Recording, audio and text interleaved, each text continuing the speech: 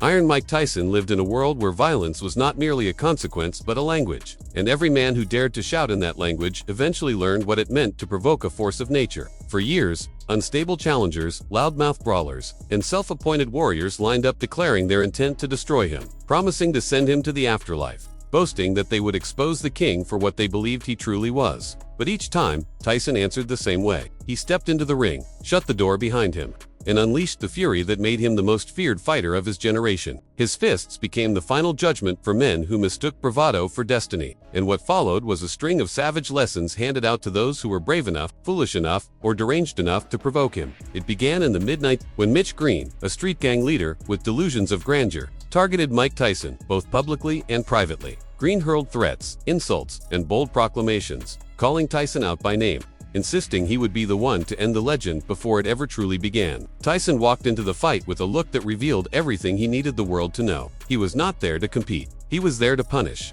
The moment the bell rang, Mike's approach shifted from athlete to predator. His shots were sharp, relentless, and exacting, slowly carving Green's face into something unrecognizable. Every punch seemed fueled by Green's arrogance, each blow delivered like a sentence handed down to a man who dared challenge a force far beyond his comprehension. Tyson battered him round after round, leaving no room for doubt. And when Green sought revenge years later on the street, Tyson once again reminded him that no environment, no setting, and no grudge could save him from the brutality he willingly invited.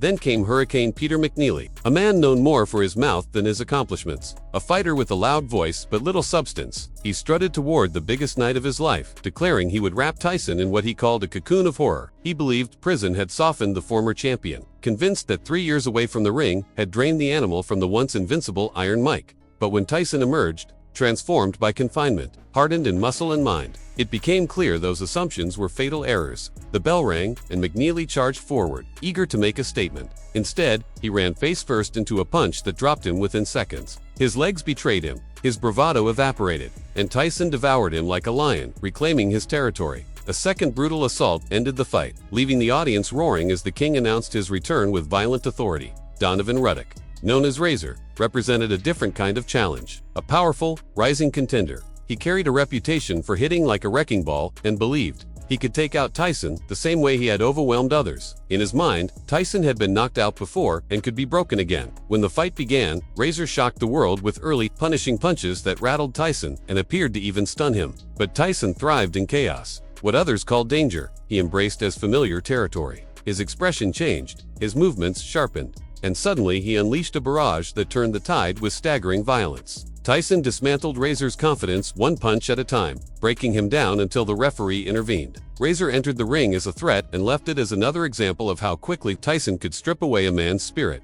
Larry Holmes brought history with him. A former champion who once overwhelmed Tyson's idol, Muhammad Ali, Holmes believed his experience, his timing, and his legendary jab would expose Tyson as a mere imitator, a hype creation fueled by media frenzy. Holmes mocked him openly, treating the young champion as a stepping stone for his own revival. But once the ropes enclosed them, the reality was brutal. Tyson tore through Holmes's guard, landing crushing blows that folded the veteran to the canvas. Again, Holmes rose, but again, Tyson put him down. Each knockdown carried years of resentment, years of watching Holmes disrespect the man he adored. And in the fourth round, Tyson ended it savagely, proving that no legacy, no reputation, no past glory could protect a man from the fury of the new king. Tyrell Biggs, a towering Olympic gold medalist, believed his size and reach would guarantee victory. He mocked Tyson before the fight, brushing him aside as a small, reckless brawler who lacked discipline. Early in the fight, Biggs used his range to stave Tyson off. But arrogance blinds even the skilled. As Biggs grew comfortable, Tyson grew colder. He slipped inside, targeting the body first, the head second, chipping away at the giant until the damage became irreversible. Biggs fell under a wave of punches that left him sprawled and broken. Another giant, humbled by the man they called the youngest champion in heavyweight. History. Frank Bruno brought incredible strength and confidence but underestimated the storm that was Tyson.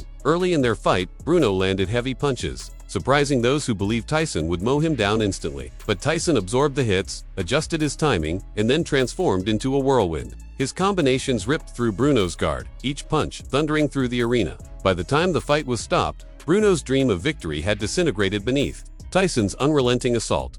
Tony Tubbs entered the ring with a swagger that suggested he believed he was one of the best heavyweights alive. He used his footwork to frustrate Tyson at the start, but no one avoids Tyson forever. A single explosive left hook collapsed Tubbs's defenses, sending him spiraling into defeat. Tyson closed the show with clinical precision, reminding the world that boxing, at the highest level, is not a place for comfortable confidence. And then there was Tony Tucker, the undefeated giant nicknamed TNT, who promised to crush Tyson. Early on, Tucker landed hard shots that shook Tyson's aura of invincibility. He mocked Tyson mid-fight, signaling that he felt no fear. But Tyson grew more determined, breaking Tucker down in waves, punch after punch, wearing away every trace of arrogance. When the judges read the decision, Tyson stood as the undisputed champion of the world, proving that no height, strength, or bravado could dethrone him. Through all these encounters, Tyson became the reckoning force for men who mistook fearlessness for foolishness. They shouted, they threatened, they swore they would break him. Yet every time, Tyson answered with his fists, carving his legend into history through brutality, precision, and explosive dominance. If you've made it this far, I want to know your thoughts. Which of Tyson's punishments do you think showed his true peak? And do you believe any fighter of today could survive the fury he unleashed back then? Drop your opinions in the comments, join the discussion, and let's keep this debate alive. And before you head out, make sure to like the video, subscribe to the channel, and hit the notification bell so you never miss another deep dive into the legends of the fight game.